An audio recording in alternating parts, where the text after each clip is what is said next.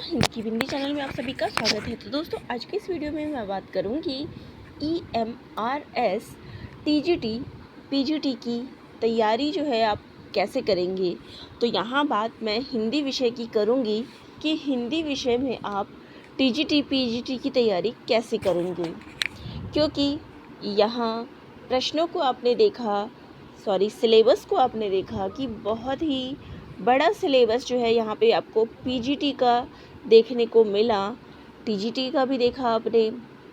और पीजीटी की बात करूँ तो पीजीटी के जो मार्क्स है वो है 70 मार्क्स के विषय से संबंधित प्रश्न आएंगे, वहीं पे टीजीटी में 65 नंबर का विषय से संबंधित प्रश्न आएंगे। ऐसे में इन प्रश्नों को कैसे हल करें, कहाँ से हम प्रश्न लेकर आएँ, टॉपिक कैसे तैयार करें, ये सबसे बड़ा जो है आप सभी का प्रश्न रहता है। कहाँ से बुक्स लाएं, कौन सी किताबों से पढ़ें कि हमारा पेपर जो है हो जाए। तो ये सारे आपके प्रश्न रहते हैं कि हम किस प्रकार से जो है इस परीक्षा को क्लियर करें, क्योंकि हमारे पास जो है बुक्स उपलब्ध नहीं है। तो देखिए, सबसे पहले मैं यही कहूँगी कि आपके मन में ये जो डाउट है कि हमारे पास बुक्स नहीं है, सबसे पहले तो आप इस डाउट को ख़त्म करें, क्योंकि आपके पास जो भी बुक्स है, ऐसा तो नहीं है कि आप हिंदी साहित्य जो है वो पहली बार पढ़ने जा रहे हैं। आपने बहुत सारी हिंदी साहित्य की परीक्षाएं दी है, यूजीसी नेट की परीक्षाएं दी है, केवीएस की परीक्षा दी है, एनवीएस की परीक्षा दी है, टीजीटी पीजीटी की परीक्षाएं दी है। तो आपके पास काफ़ी मात्रा में बुक्स जो है उपलब्ध होंगी। तो बुक्स की टेंशन लेने की ज़रूरत नहीं है कि हमारे पास EMRS की पुस्तक नहीं है, क्योंकि मूल अगर मैं बात करूं कि मूल चीज़ उसमें क्या पूछा जा रहा है, मूल चीज़ पूछी जा रही है हिंदी साहित्य, जो हमारा टॉपिक है। तो हिंदी साहित्य से ही प्रश्न आएंगे, कहीं और से तो नहीं आएंगे। अब EMRS ने कुछ अपनी तरफ से तो नहीं बना दिया है। जब बात हम विषय पर करते हैं तो विषय तो आपका वही है, तो इसलिए पुस्तकों को लेके पहली बात है कि घबराए नहीं, क्योंकि काफ़ी मैं प्रश्न देखती हूँ, चाहे मैं यूट्यूब पे देखूँ, चाहे मैं ग्रुप्स में देखूँ।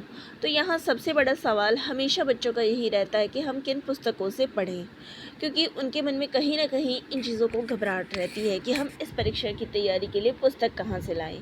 तो देखिए, आएगा तो हिंदी साहित्य से ही प्रश्न, जैसा मैंने आपको बोला, कहीं और से तो प्रश्न नहीं पूछे जाएंगे, ठीक है।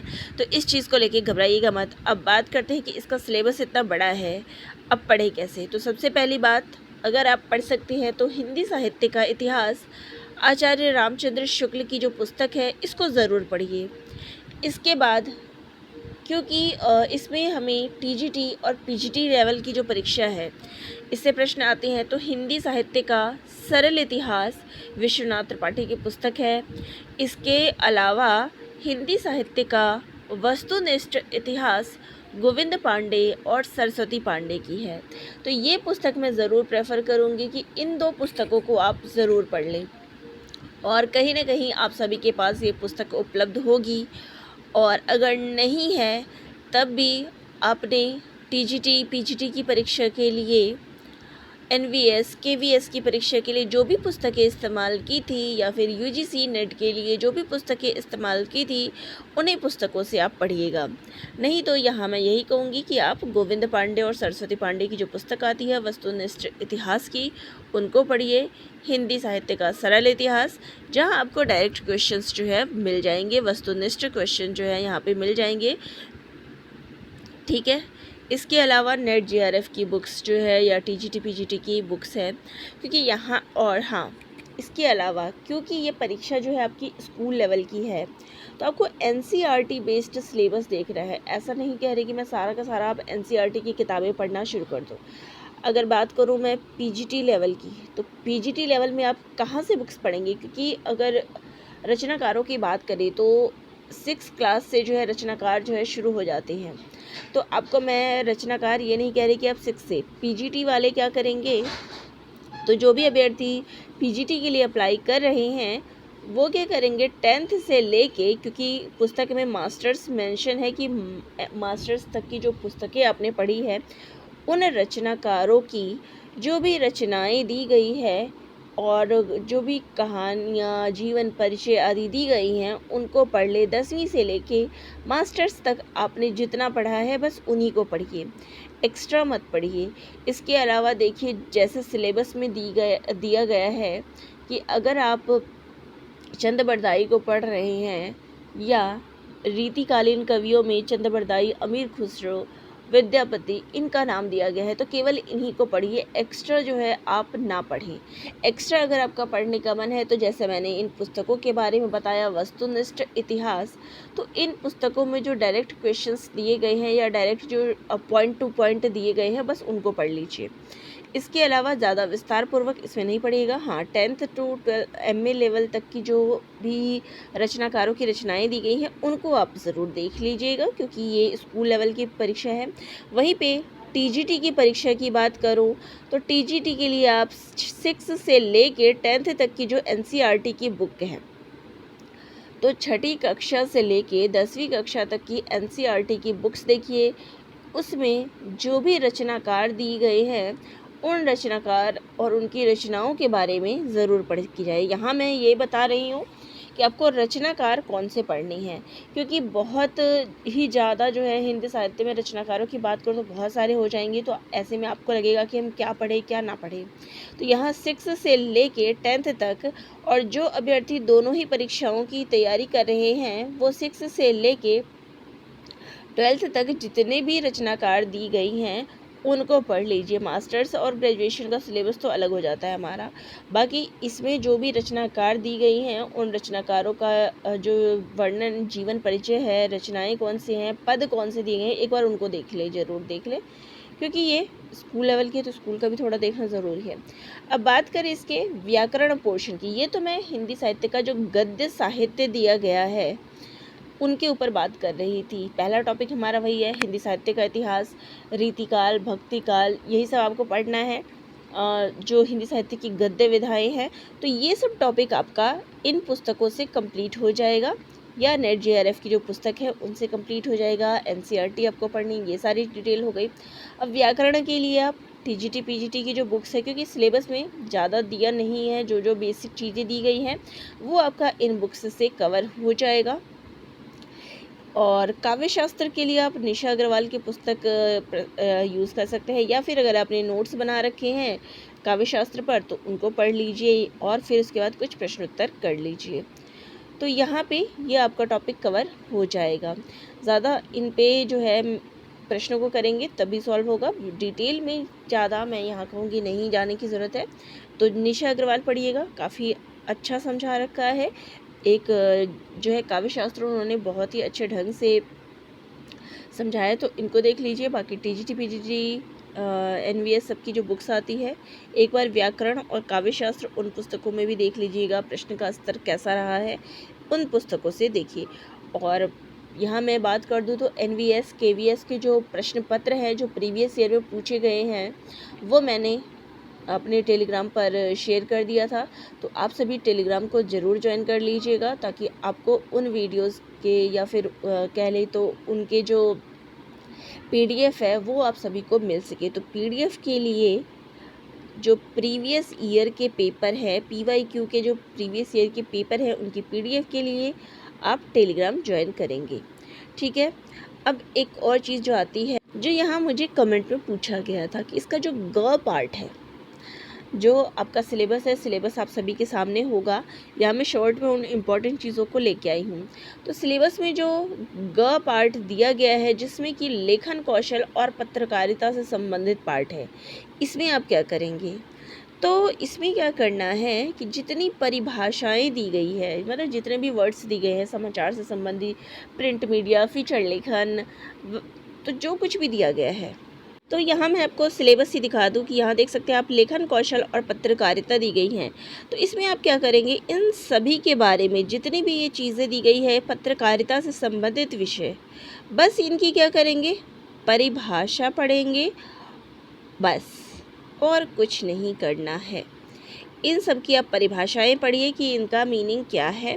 मैं अपने चैनल पे भी करवा दूँगी बाकी आप स्वयं से करेंगे तो आप इनकी परिभाषाएं ही पढ़िएगा। अब है व्यवहारिक लेखन पर एक विषय परक प्रश्न। अब यहाँ से आपको जो प्रश्न आएगा वो केवल एक प्रश्न आना है इस वाले टॉपिक से। ये तो यहाँ कंफर्म हो गया कि एक प्रश्न आपका इससे पूछा जाएगा। अब इसमें देखिए व्यवहारिक हिंदी का स्वरूप, प्रयोजन मूलक हिंदी और उसके विभिन्न आयाम। अब प्रयोजन मूलक हिंदी क्या है, परिभाषा हो गई, और इसके विविध आयाम कौन से होते हैं, विविध प्रकार कौन से होते हैं, कार्यालय हिंदी और उसके विविध प्रकार, प्रतिवेदन, अर्थ, प्रमुख तत्व, विशेषता। तो इन सब के बारे में एक हम कह सकते हैं कि आपको संक्षिप्त विवरण पता होना चाहिए कि ये चीज़ें होती क्या है। तो क्योंकि इस पे अब आपका इनमें से एक ही प्रश्न जो है इस पर आधारित आएगा। इसके बाद देखिए यहाँ पर कोई भी जो कविता, कहानी, लघु कथा कुछ भी जो है छोटा सा दे दिया जाएगा, उस पर आधारित जो है आपसे एक प्रश्न पूछा जाएगा। अब देखिए यहाँ पे इस प्रकार के जो प्रश्न पूछे गए हैं। अब यहाँ पे विभिन्न दक्षताओं के विकास हेतु एक विषय परक प्रश्न। वार्तालाप की दक्षता के विकास। वार्तालाप क्या होता है, कोई भी समसामयिक विषय द्वारा कविता, कहानी। अब दूसरी चीज़ मैं यहाँ ये बताऊँगी कि यही आपका सिलेबस था कि इस टॉपिक को आप कवर कहाँ से करेंगे। तो आपको क्या करना है कि जो 11th और 12th की बुक है, 11th और 12th में एक बुक आती है अधिगम करके एक बुक आती है। मैं आपको अभी बुक का नाम बता दूँ तो NCERT की बुक है, एक अधिगम करके आएगी, नाम मैं भूल गई हूँ। तो ये बुक आप ले लीजिएगा, चाहे किसी बच्चे से आपको मिल रही है तो उससे ले लीजिए, चाहे ऑनलाइन पढ़िए। तो देखिए ऑनलाइन भी ये बुक जो है आपको अवेलेबल है। NCERT की बुक्स आसानी से ऑनलाइन मिल जाती है। तो NCERT की वेबसाइट पे जाएंगे तो आपको आसानी से ये जो अधिगम वाली बुक है, नाम मैं पूरा भूल गई हूँ, अभी ध्यान नहीं आ रहा है। तो 11th क्लास की ये बुक है, 11th और 12th दोनों में चलती है। तो इसमें आपका पूरा ये जो टॉपिक है ना, लेखन कौशल और पत्रकारिता, ये टॉपिक आपका कंप्लीट हो जाएगा यहाँ से। और क्योंकि आपको NCERT के ही सिलेबस पे चलना है तो आपको यही वाला बुक जो है यूज़ करना है। आप अधिगम करके भी सर्च करेंगे तब भी आ जाएगा, ठीक है। 11th और 12th दोनों में चलती है। अधिगम और व्यवहार है या कुछ पत्रकारिता और अधिगम है, ऐसी कुछ टॉपिक है, मैं अब नाम भी याद नहीं आ रहा है। आपको पता हो तो कमेंट बॉक्स पे कमेंट करिएगा। अब यहाँ पे एक और प्रश्न आता है कि इस प्रकार के जो प्रश्न आप लोग देख रहे हैं, इससे क्या संदेह होता है कि ये पेपर सब्जेक्टिव है या ऑब्जेक्टिव है, ठीक है।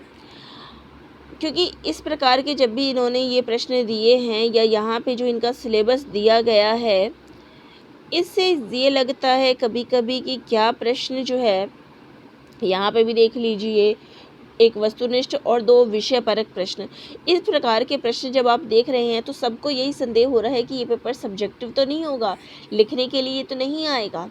तो आपके मन का जो ये डाउट है वो भी मैं क्लियर कर दूं कि ये पूरा का पूरा पेपर जो है आपका ऑब्जेक्टिव होगा, ये बात मेंशन की गई है, ठीक है। जब आपको नोटिफिकेशन देखने को मिला था उसमें बताया गया था कि ये पेपर ऑब्जेक्टिव है, 4 ऑप्शन आएंगे और आपको उसमें गोला भरना है।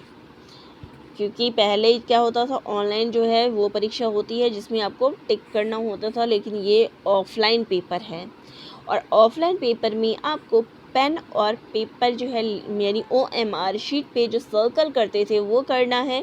तो ये संदेह आपको दूर कर लेना चाहिए कि इस प्रकार के जो सिलेबस बनाया गया, तो सिलेबस किस हिसाब से इन्होंने अलग टाइप से दे रखा है, मैं कहती हूँ डराने के लिए ही दे रखा है। जो ऐसे ऐसे चीज़ें इन्होंने डाल दी है कि लगता है कि सब्जेक्टिव पेपर होगा, तो बिल्कुल भी सब्जेक्टिव नहीं होना, ऑब्जेक्टिव पेपर होना है। तो पहली चीज़ यही हो गई है कि ऑब्जेक्टिव पेपर होगा, ठीक है। और पुस्तकें कहाँ से लेनी है वो भी मैंने बता दिया है। हिंदी साहित्य का इतिहास, ये जो टॉपिक दिया गया है, पहला टॉपिक आप जो ये पढ़ेंगे आधुनिक काल और आधुनिक काल, रीतिकाल, आदिकाल, ये सारा टॉपिक आपका गोविंद पांडे और सरस्वती पांडे या फिर सरल इतिहास विश्वनाथ त्रिपाठी से कवर हो जाएगा। व्याकरण के लिए कोई भी व्याकरण की पुस्तकें ले लीजिए, तो इसमें ज़्यादा कुछ है नहीं। और ये छोटे छोटे टॉपिक है जो आपका कवर हो जाएगा। काव्य शास्त्र कहाँ से पढ़ना है मैंने बता दिया। ये लेखन कौशल वाले में सबको प्रॉब्लम आ रही थी कि कहाँ से पढ़ना है, तो अधिगम और व्यवहार करके जो भी पुस्तक आ रही है 11th और 12th क्लास की NCERT की, उनको फॉलो करिएगा, आपके ये सारे टॉपिक्स कवर हो जाएंगे। ठीक है, तो वीडियो अगर अच्छी लगे तो चैनल को लाइक शेयर और सब्सक्राइब कर दीजिएगा। कोई डाउट हो तो भी ज़रूर कमेंट करिएगा। धन्यवाद।